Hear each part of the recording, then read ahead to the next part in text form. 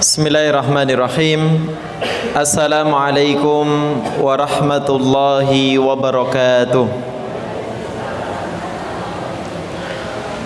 Alhamdulillahirrahman alladzi ja'ala syahra ramadana siyaman wa wa'ada lis-shaimina rayyanan thumma arsala rasulahu bil huda qur'anan waja'alahu rahmatan lil alamin wa imaman.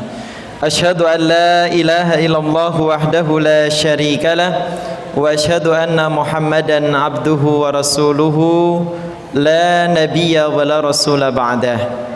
Allahumma salli wa sallim wa barik ala Muhammad wa ala alihi wa ashabihi wa man tabi'ahum bi ihsan ila yaumil qiyamah.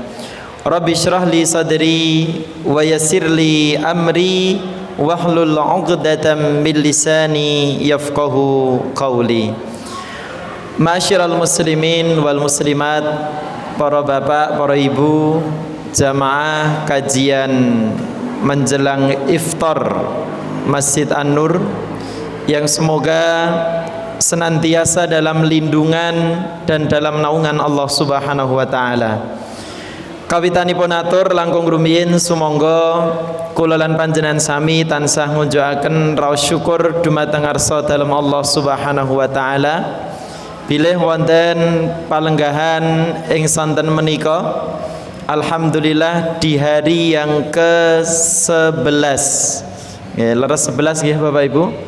Ya, di hari yang ke-11 di bulan Ramadan, alhamdulillah kita masih diberikan nikmat iman, nikmat Islam, dan juga nikmat kesehatan, sehingga kita dapat menunaikan ibadah siam selama kurang lebih 11 hari. Dan insyaallah menika siam kantun 18 dinten.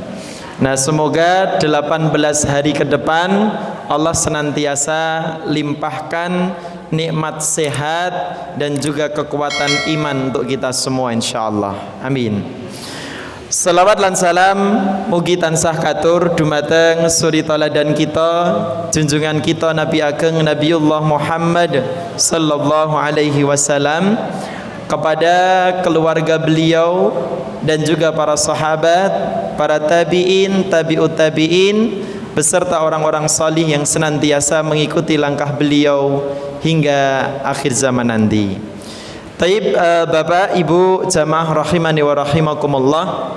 Alhamdulillah, di antara kenikmatan yang agung, kenikmatan yang besar adalah nikmat dapat berjumpa dengan bulan Ramadan. Yeah. Bahkan Imam Ibnul Qayyim beliau pernah ngendika, ya, bahwasanya di antara manusia yang memiliki penyesalan yang sangat mendalam itu adalah mereka para ahlul kubur. Yeah. Jadi seandainya ahli kubur menika dipun paringi tawaran, ya, atau mereka diberikan pilihan, maka ahlul kubur itu mereka berharap agar dihidupkan kembali dan mereka akan memperbanyak amal salih wonten salebetipun wulan Ramadan. Namila kula lan panjenengan sami ingkang tasih pinaringan gesang, monggo Ramadan kali ini kita manfaatkan dengan sebaik-baiknya. Jamaah yang dimuliakan oleh Allah, ada satu riwayat Bapak Ibu. Hadis ini disampaikan oleh sahabat Ka'ab bin Ujrah. Nah, sahabat Ka'ab bin Ujrah ini beliau meriwayatkan pernah suatu ketika sebelum datangnya bulan Ramadan, Rasulullah sallallahu alaihi wasallam beliau didatangi oleh malaikat Jibril alaihi salam. Nah, pada saat itu malaikat Jibril nika menyampaikan, ya, salah satu di antara 3 pesan, ya. Di antaranya Jibril berkata, raghima anfu rajulin, ya. Atau dalam riwayat yang lain dipun sebataken bu'dun, ya, yang berarti sungguh rugi, sungguh celaka sungguh binasa. Kata malaikat Jibril. Siapa mereka orang yang rugi dan orang yang celaka? Di antaranya beliau mengatakan, man adraka ramadhana falam yughfar lahu. Orang yang celaka adalah mereka yang berjumpa dengan datangnya Ramadan. Mereka dipertemukan dengan bulan Ramadan, falam yughfar lahu, akan tetapi dosa-dosanya tidak diampuni. Dan doa malaikat Jibril ini diaminkan oleh Nabi sallallahu alaihi wasallam. Jadi Bapak Ibu, kalau ada doa yang berdoa malaikat, yang mengaminkan adalah Nabi Rasulullah Muhammad sallallahu alaihi wasallam, kinten-kinten dongane niki makbul napa mboten? Iya, 100% itu doa dikabulkan. Jadi malaikat Jibril mengatakan rugi itu, celaka itu orang yang berjumpa dengan Ramadan, namun Ramadan tidak memberikan perubahan dalam kehidupannya. Ramadan tidak memberikan perubahan dalam dirinya, itu perubahan ke arah yang lebih baik. Jamaah yang dimuliakan oleh Allah, dahulu tatkala datangnya bulan Ramadan, Bapak Ibu, Nabi mengingatkan kepada para sahabat. Kata Rasul kepada para sahabat, qad ja'akum Ramadan. Wahai sekalian sahabat, sungguh telah datang kepada kalian bulan Ramadan. Kenapa Nabi memberi kabar Ramadan telah datang? Apakah sahabat niku mboten sami pirsa kalau itu adalah bulan Ramadan? Tentunya tidak. Sahabat nggih sampun pirsa itu adalah bulan Ramadan. Akan tetapi Nabi ngepun taken malih. Nabi mengingatkan kembali kepada para sahabat, ini adalah bulan Ramadan. Artinya apa? Bulan Ramadan ini berbeda dengan bulan yang lainnya. Ramadan ini adalah bulan spesial. Ramadan ini adalah bulan di dalamnya penuh dengan ampunan. Pahala akan dilipat gandakan oleh Allah Subhanahu wa taala. Maka janganlah kalian menjadikan Ramadan sebagaimana bulan-bulan yang lainnya. Nah, Bapak Ibu yang dimuliakan oleh Allah, kalau kita mengambil inspirasi dari Quran surat Fatir, ayat 32, yaitu disebutkan manusia ada 3 golongan. Nanti termasuk ada 3 golongan manusia yang menyikapi bulan Ramadan ini. Allah ngendika, "Tsumma awrathnal kitaba alladhina astafaina min ibadina." Kata Allah, Bapak Ibu, kemudian aurasna, kami wariskan kitab Al-Quran ini kepada hamba-hamba yang telah kami pilih. Jadi Al-Quran itu telah diwariskan untuk dijadikan sebagai pedoman bagi hamba-hamba pilihan. Tapi dalam realitanya Bapak Ibu, manusia ada 3. Ingkang angka setunggal, kata Rasulullah, faminuhum dhalimul li nafsih. Ada golongan manusia itu berbuat zalim terhadap dirinya sendiri. Zalim ini kalau kita fahami secara bahasa, itu artinya gelap, Bapak Ibu. Jadi orang berbuat zalim itu orang yang membuat gelap dirinya sendiri. Ndamel napa nggih piyambakipun niku peteng. Jadi orang yang menjadikan dirinya itu gelap itu dikatakan zalim, abdulm. Nah, 3 golongan manusia ini, pertama zalimul li nafsi. Zalimul li nafsi niki golongan manusia yang meninggalkan perintah Allah dan mereka mengerjakan larangan Allah. Nah, di bulan Ramadan ada golongan pertama ini. Ketika telah memasuki Ramadan, dawuhipun Allah mboten ditindak nih. Di siang hari mereka tidak berpuasa, di malam hari tidak menghidupkan malam-malamnya. Mereka melanggar itu aturan-aturan Allah. Lah inilah orang zalimul nafsi. Bahkan menganggap ya Ramadan itu layaknya seperti bulan-bulan yang lain. tidak ada istimewanya dan tidak ada spesialnya, bahkan tidak tergerak sama sekali untuk mengerjakan kebaikan. Ini golongan yang pertama. Kemudian golongan yang kedua, Bapak Ibu, wa minhum muqtasid. Jadi muqtasid ini golongan pertengahan, golongan tengah-tengah. Nah, siapa mereka golongan pertengahan? Golongan pertengahan itu adalah golongan yang menjalankan kewajiban namun ia tidak menambah dengan perkara-perkara sunnah. Jadi golongan yang kedua niki tengah-tengah niku nggih nek awan nggih poso, siang puasa. Kemudian wancine napa bibar poso nggih, ketika dia berpuasa, di tengah-tengah berpuasa mungkin banyak tidurnya. Kemudian bangun ketika tiba waktu sholat. Mungkin sampun bibar sholat sare malih, sampai waktu sholat berikutnya. Waktu sholat berikutnya bangun, kemudian setelah selesai sholat tidur lagi. Dia hanya cukup mengerjakan kewajibannya. Tarawih niku nggih sok nindakne sok mboten. Baca Quran niku nggih nek pas semangat maos Quran, nek mboten semangat nggih Quran mboten diwaos. Sedekah juga kadang sedekah, kadang tidak. Lah niki golongan muqtasid, yaitu golongan tengah-tengah, Bapak Ibu. Tapi ada golongan yang ketiga. Golongan ingkang angka 3 ini golongan yang paling berprestasi. Sinten niku golongan yang ketiga? Wa minhum, kata Allah, sabiqum bil khairat, yaitu mereka orang-orang yang lebih dulu mengerjakan kebaikan.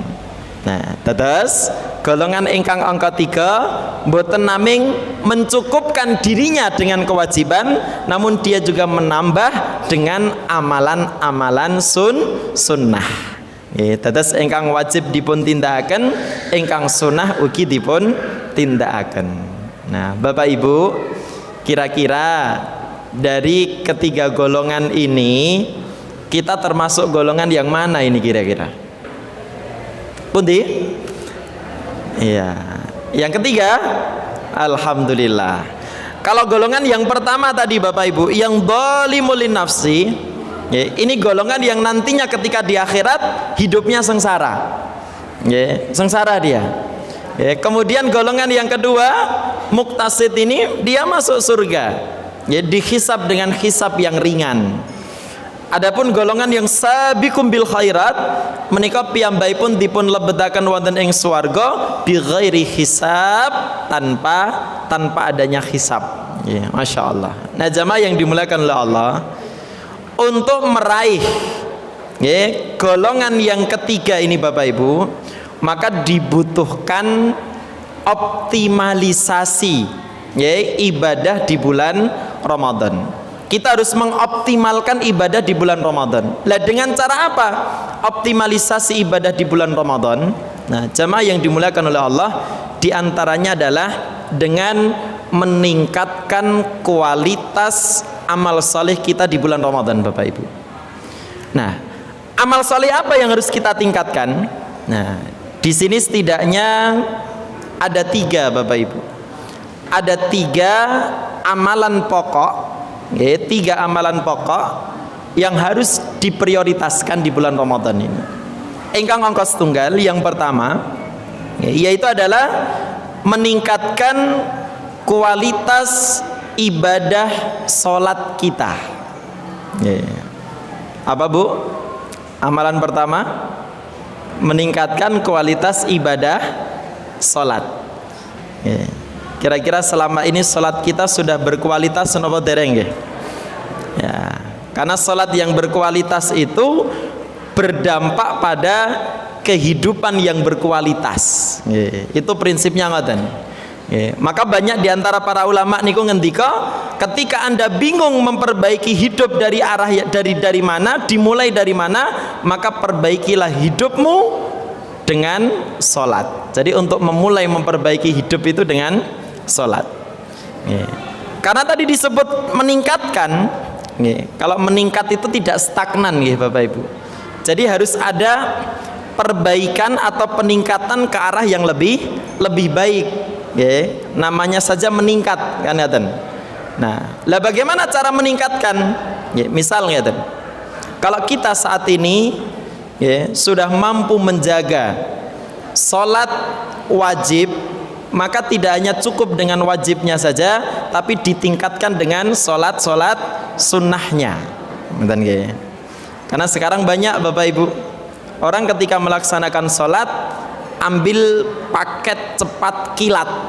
Ya.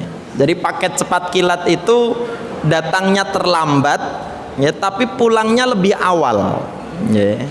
Enten kados ngaten. Ada. Nah, jadi harus ditingkatkan kualitasnya. Mohon maaf, kalau selama ini kita ke masjidnya sering terlambat, maka Ramadan ini adalah fursatul litaghyir. Ini momentum untuk perubahan. Ngaten nggih. Jadi kita harus punya tekad. Bismillah. Kalau wajibnya sudah ditunaikan, barangkali kadang ke masjid kadang tidak, maka ditingkatkan di masjid. Ngaten nggih. Kalau sudah ke masjid, mungkin selama ini sering terlambat, maka ditingkatkan. Bismillah, kita bertekad untuk tidak terlambat. Jadi ada peningkatan. Nah, kalau nanti sudah tidak terlambat setelah wajibnya, maka kita tambahkan dengan sunnahnya Bapak Ibu. Dan sholat sunnah itu Masya Allah ada banyak sekali keutamaannya. Yang pertama, ada yang disebut dengan sholat sunnah rawatib. Sholat sunnah rawatib. Rawatib ini adalah sholat sunnah yang mengiringi sholat wajib. Nah, itu satu hari semalam ada 12 rakaat. Kata Rasul, siapa yang menjaga 12 rakaat ini, baik itu di siang hari maupun di malam hari, banallahu lahu bihinna baitan fil jannah. Ngendikanipun Nabi, Allah akan membangunkan sebuah istana di dalam surga. Bapak Ibu sudah punya kapling swarga napa dereng? Sudah punya perumahan surga atau belum? Nah, kalau kita ingin dibangunkan rumah di surga, jaga 12 rakaat sehari semalam. Kapan itu? 2 rakaat sebelum subuh, 4 rakaat sebelum zuhur, 2 rakaat ba'da zuhur, 2 rakaat ba'dal maghrib, dan 2 rakaat ba'da isya. Coba diulang Bapak Ibu. 2 rakaat sebelum subuh, 4 rakaat sebelum zuhur, 2 rakaat sesudah zuhur, 2 rakaat ba'dal maghrib, dan 2 rakaat ba'dal isya. Kalau dalam riwayat Ibnu Umar itu disebutkan, kalau kita tidak mampu 4 rakaat sebelum zuhur, maka cukup dengan 2 rakaat. Nah, para sahabat ngendika, ketika kami mendengar hadis ini tentang keutamaan Allah membangunkan sebuah istana di surga, sahabat mengatakan, setelah ini kami bertekad sampai kami meninggal tidak akan pernah meninggalkan sholat sunnah ini. Masya Allah, itu tekadnya para sahabat. Belum lagi nanti Bapak Ibu ada sholat sunnah duha. Ini yang harus dioptimalkan juga. Duha itu para ulama membagi menjadi 3 waktu. Ada awal duha, ada pertengahan duha, ada akhir duha. Kapan itu awal duha? Awal duha itu 1 jam setelah waktu subuh Bapak Ibu, atau yang kita kenal dengan sholat isyraq. Sholat isyraq. Nah, isyraq itu para ulama menyebutnya sholat awal duha itu. Kata Nabi, man shallal ghadata fi jama'atin, siapa yang sholat berjamaah, sholat subuhnya berjamaah, setelah selesai sholat subuh, summa qa'ada yadhkurullah, menetap di masjid sembari berzikir kepada Allah, bisa membaca Quran, midhangetaken tausiah, atau mungkin mengucapkan kalimah thayyibah, hatta tatlu asyam, ditunggu matahari sampai terbit. Setelah matahari terbit setinggi tombak, summa shalla raka'atain, kemudian melaksanakan salat 2 rakaat. Kata Nabi, kanat lahu ka'ajri hajjatin wa umrah, maka baginya mendapatkan pahala sebagaimana pahala haji dan pahala umrah. Dan Nabi menguatkan tamah, sempurna dan sempurna. Jadi Bapak Ibu, Kalau sekarang kita mau daftar haji, kira-kira berangkatnya berapa puluh tahun ke depan? Masya Allah. Ya, kalau kita mau umrah, kira-kira harus mengeluarkan biaya berapa puluh juta? Insya Allah. Itu semua Bapak Ibu, pahala ibadah itu mampu tercukupi dengan sholat 2 rakaat di awal waktu duha kalau mau. Ya, tapi bukan berarti keutamaan ini kemudian menggugurkan kewajiban haji mboten. Ya, jadi bukan oh ya wis nek ngono aku tak ora usah daftar kaji wae. Ya salat di awal duha 2 rakaat mboten. Kemudian kalau kita menjalankan di pertengahan duhanya Bapak Ibu, ya pertengahan duha itu bisa ditunaikan 2 rakaat atau bisa ditunaikan 4 rakaat. Ya. Apa keutamaannya? Nah, dalam tubuh kita ini ada kurang lebih 260 persendian. Nah, setiap persendian itu harus diberikan sedekah. Dengan cara apa sedekahnya? Bisa dengan mengucapkan kalimat thayyibah. Subhanallah walhamdulillah wala ilaha illallah wallahu akbar. Dengan 2 rakaat salat duha, maka itu mencukupi seluruh sedekah persendian yang ada dalam tubuh kita. Kemudian keutamaan yang lain juga disebutkan ketika kita menjaga sholat sunnah duha ini di awal di pertengahan siang. Jadi kalau pertengahan siang itu antara jam 8 jam 9 itu Allah akan menjauhkan kita dari musibah ammah, yaitu musibah secara umum. Jadi musibah secara umum itu katakanlah ketika mayoritas orang terkena musibah, Allah selamatkan kita Bapak Ibu dari musibah itu. Nah, itu salah satu di antara keutamaan kita menjaga duha di pertengahan siang.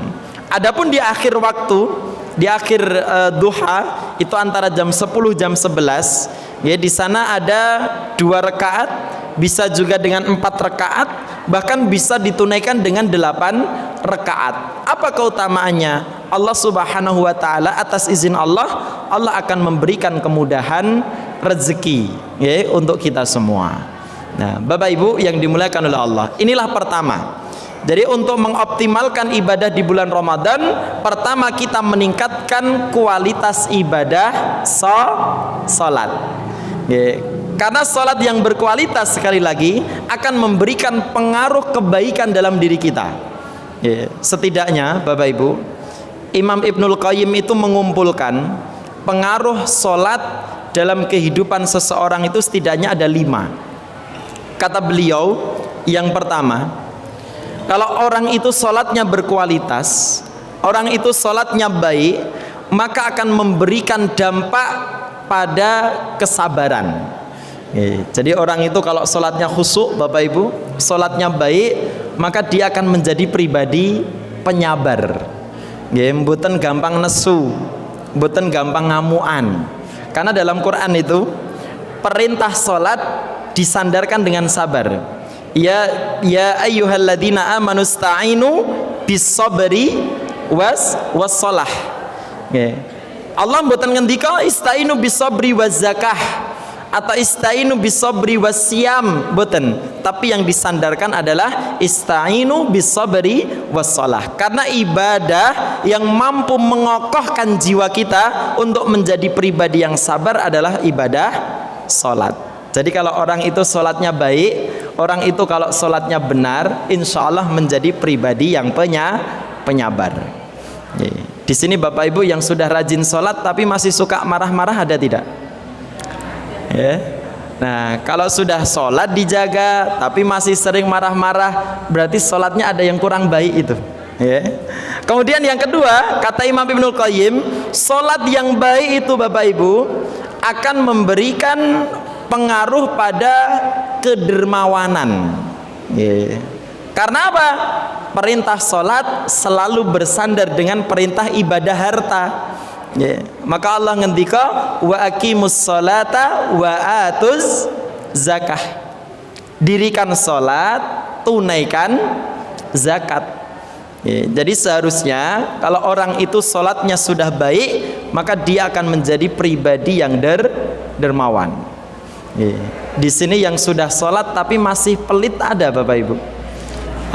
Yang sholatnya sudah terjaga tapi bakhil. Nah, kalau ada orang rajin sholat tapi dia bakhil, ini pertanda sholatnya ada yang bermasalah. Sholatnya ada yang bermasalah. Karena sholat yang baik akan memberikan pengaruh pada kedermawanan seseorang. Jamaah yang dimuliakan oleh Allah. Pengaruh yang ketiga, Bapak Ibu. Kata Imam Ibnul Qayyim, orang itu kalau sholatnya baik, maka dia akan terhindar dari perzinaan.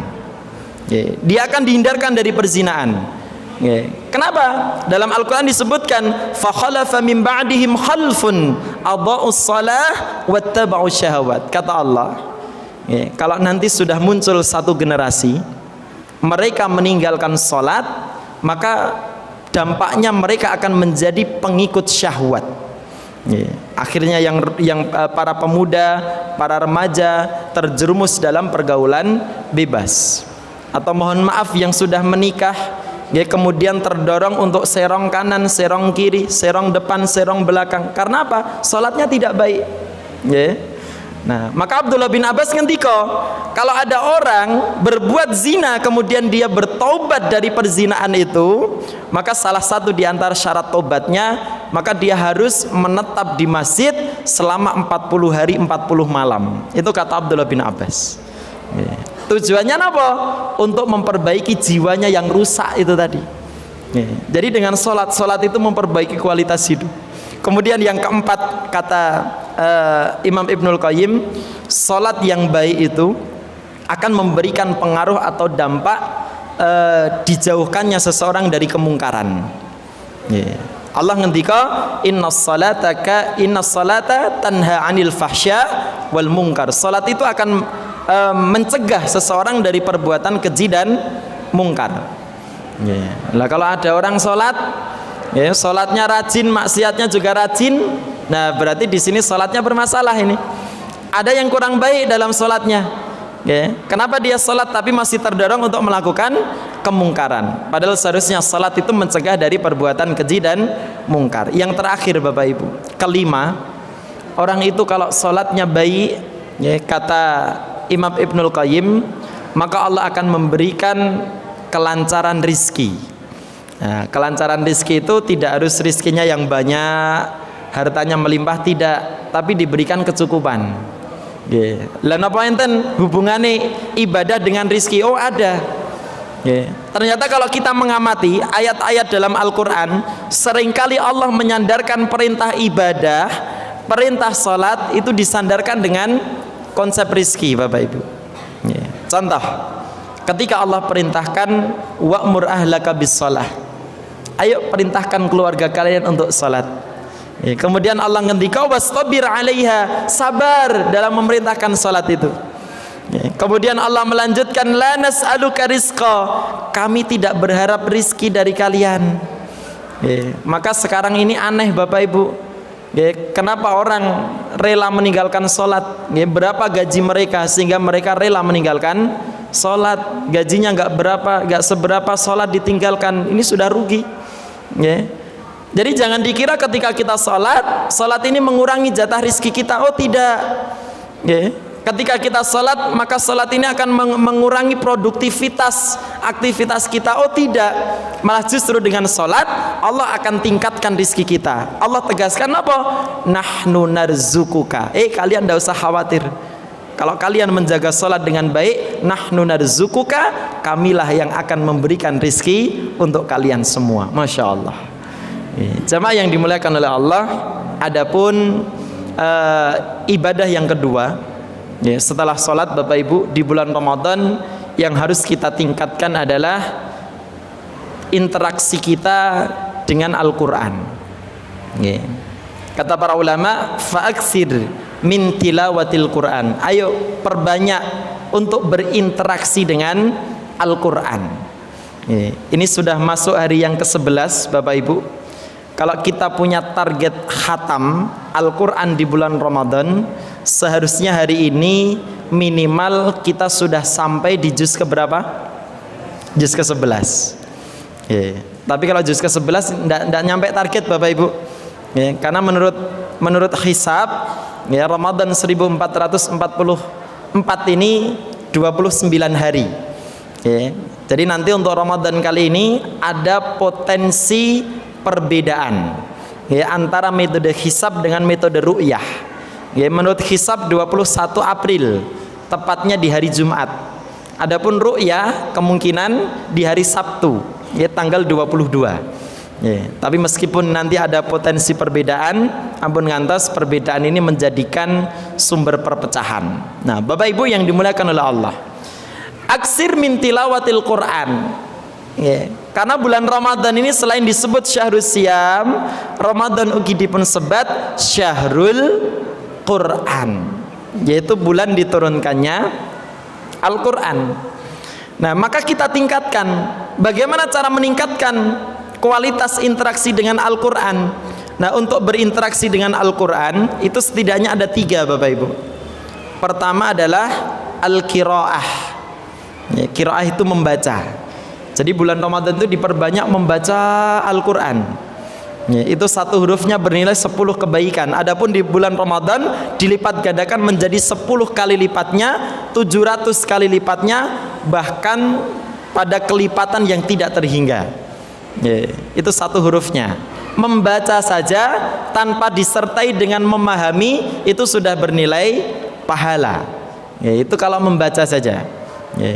Kemudian yang kedua, interaksi kita dengan Al-Quran adalah tilawatan ya, bukan hanya membacanya saja tapi juga disertai dengan pemahaman ya, menika memahami ya. Kalau sudah membaca baik ya, kemudian kita juga memahami, syukur-syukur bisa ditingkatkan di tingkatan yang ketiga Bapak Ibu. Apa itu? Hifdzan, yaitu dengan menghafal ya.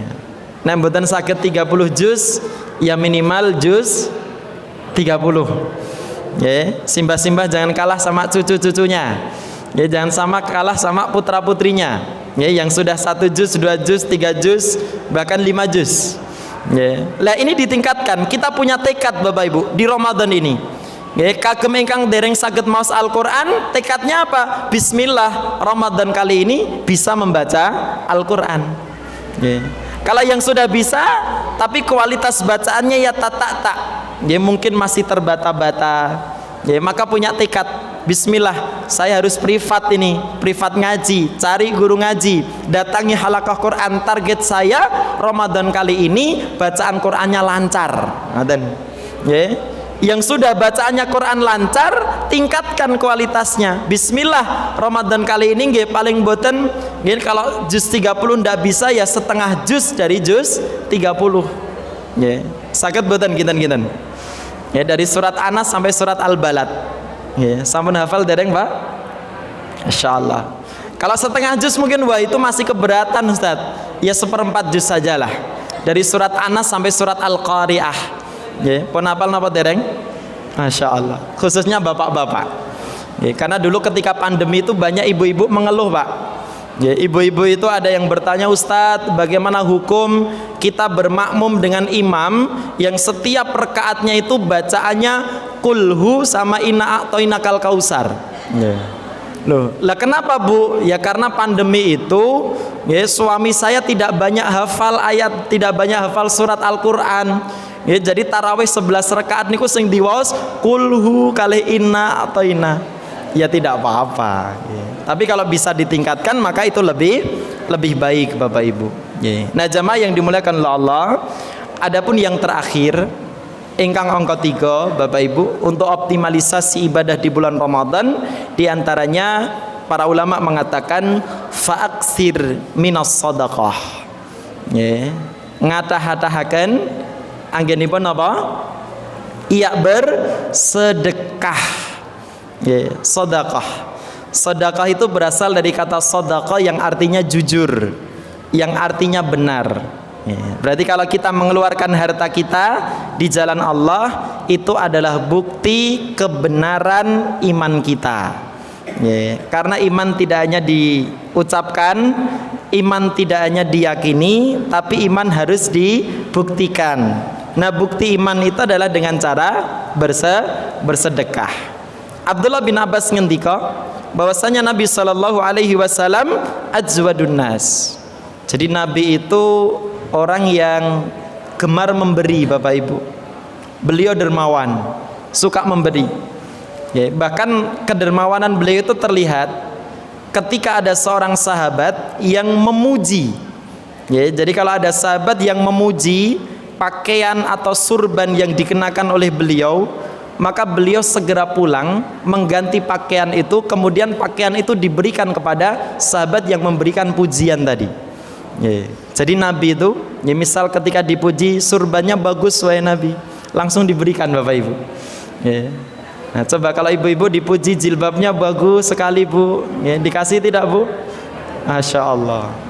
Nah, jamaah yang dimuliakan oleh Allah. Kemudian kedermawanan Nabi ini semakin meningkat. Wa ajwadu ma yakunu fi Ramadan, semakin meningkat kedermawanan beliau tatkala telah memasuki datangnya bulan Ramadan. Artinya apa Bapak Ibu? Ketika seseorang di bulan Ramadan tidak termotivasi untuk melakukan kebaikan, maka dia akan terhalang melakukan kebaikan di luar bulan Ramadan. Kalau Ramadan tidak bisa menjadi baik, maka di luar Ramadan dia tidak akan pernah bisa menjadi baik Bapak Ibu. Nah, maka sedekah ini menjadi amalan prioritas di bulan Ramadan. Sebagaimana dalam riwayat yang lain disebutkan, afdalus shadaqah shadaqatun fi Ramadan. Nah, adapun sedekah ini bisa berupa materi ataupun non materi. Karena sedekah itu tidak harus berwujud materi. Apabila itu berwujud materi, ternyata tidak harus banyak juga Bapak Ibu. Bahkan disebutkan siapa yang memberi makan, man aftara saiman, memberi makan berbuka itu bagi orang yang berpuasa, meskipun hanya dengan seteguk air putih, ya meskipun hanya dengan sebutir kurma, maka dia akan mendapatkan multi level pahala, yaitu pahala orang yang kita beri makan. Coba kalau air minum hanya seteguk niku sekedhik napa kathah? Sedikit. Kurma hanya satu butir, sedikit napa banyak? Berapa harganya itu Bapak Ibu? Tidak banyak, tapi itu mampu menyelamatkan kita dari panasnya api neraka. Lah, maka kalau kita punya target, ya, jadi ditargetkan Bapak Ibu. Quran itu juga ditargetkan, sedekah juga ditargetkan. Kalau target kita sebulan ini 30.000, berarti setiap harinya kita mengeluarkan 1.000 rupiah. Kalau target kita 300.000, maka sehari kita mengeluarkan 10.000 rupiah untuk bersedekah. Termasuk Quran kalau nggih ngaten. Kalau dulu Imam Syafi'i di bulan Ramadan situna khatmatan. Imam Syafi'i itu menghatamkan Al-Quran sebanyak 60 kali itu di bulan Ramadan. Berarti satu harinya berapa Bapak Ibu? Iya, 2 kali khatam. Kenapa orang-orang dahulu itu interaksi Al-Qur'annya begitu kuat? Kata Umar bin Khattab, resepnya satu. Ya, jadi nikmat ibadah itu resepnya satu. Apa itu? Kata beliau, lau tahurat qulubukum masabitum min kalami rabbikum. Kalau hati kalian itu bersih, maka kalian tidak akan pernah puas dan tidak akan pernah kenyang untuk membaca Al-Qur'an. Ya, jadi kita perlu evaluasi juga Bapak Ibu. Ketika kita baca Quran nembe gangsal menit napa sedasa menit kok raos niku pun napa ngantuk ngoten nggih. Coba tanyakan, kira-kira ada kotoran hati apa sehingga menghalangi kita untuk merasakan nikmatnya beribadah. Ketika kita sholat tarawih, seringkali lihat jam, ini dah jam 8, kok belum selesai. Jadi ada gelisah Pak, ibadah itu gelisah. Nah itu perlu dipertanyakan, ada kotoran hati apa sehingga menghalangi kita untuk merasakan nikmatnya beribadah. Nah kalau kita sedekah materi tidak ada Bapak Ibu, ternyata ada juga sedekah non materi. Apa itu? Memperbanyak kalimat thayyibah. Subhanallah walhamdulillah wala ilaha illallah wallahu akbar. Kalau tidak bisa, dengan memperbanyak senyuman. Kata Rasulullah, tabassumuka fi wajhi akhika sedekah. Jadi kalau Ramadan tidak punya banyak uang, perbanyaklah senyum. Mesem itu. Insyaallah itu memiliki nilai sedekah Bapak Ibu. Nah, jamaah yang dimuliakan oleh Allah Subhanahu wa taala, sampun dawah pukul 17.36. Insyaallah sebentar lagi akan tiba waktu untuk salat maghrib.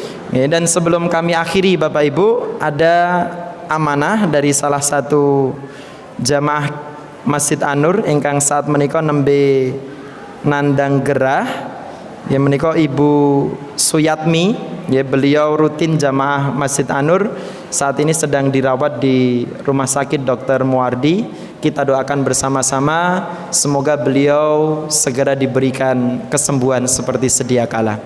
Bismillahirrahmanirrahim. Allahumma salli wa sallim wa barik ala Muhammad wa ala ali Muhammad wa radhiyallahu tabaraka wa ta'ala an kulli sahabati Rasulillahi ajma'in. Allahumma rabban nas adhibil ba'sa ishfi Ibu Suyatmi, ishfi anta syafi, la shifaa illa shifaa'uka, shifaan la yughadiru saqaman wala alaman. Nas'alullah al-azim rabbal arshil azim asallah ay yashfiyaha shifaan ajilan la yughadiru saqaman wala alaman. Allahumma afiha fi badaniha, Allahumma afiha fi sam'iha, Allahumma afiha fi basariha, la ilaha illa anta. Rabbana atina fid dunya hasanah wa fil akhirati hasanah wa qina adzaban nar wa qina adzaban nar wa qina adzaban nar. Subhana rabbika rabbil izzati amma yasifun wa salamun alal mursalin walhamdulillahi rabbil alamin. Para bapak, para ibu, jamaah rahimani wa rahimakumullah, makaten kirang langkung ingkang saged dalem aturaken wonten palenggahan ing sonten menika. Mugi-mugi kanthi sekedhik ilmu saged nambah wawasan pangertosan kita, ugi saged ningkataken amal ibadah nggih wonten ing bulan Ramadan. Lan kita nggadahi pangajab mugi-mugi sabibaripun Ramadan kita sedaya kalebet tiyang ingkang pikantuk predikat takwa insyaallah. Amin ya rabbal alamin. Barakallahu fikum ala husni ihtimamikum. Assalamualaikum warahmatullahi wabarakatuh.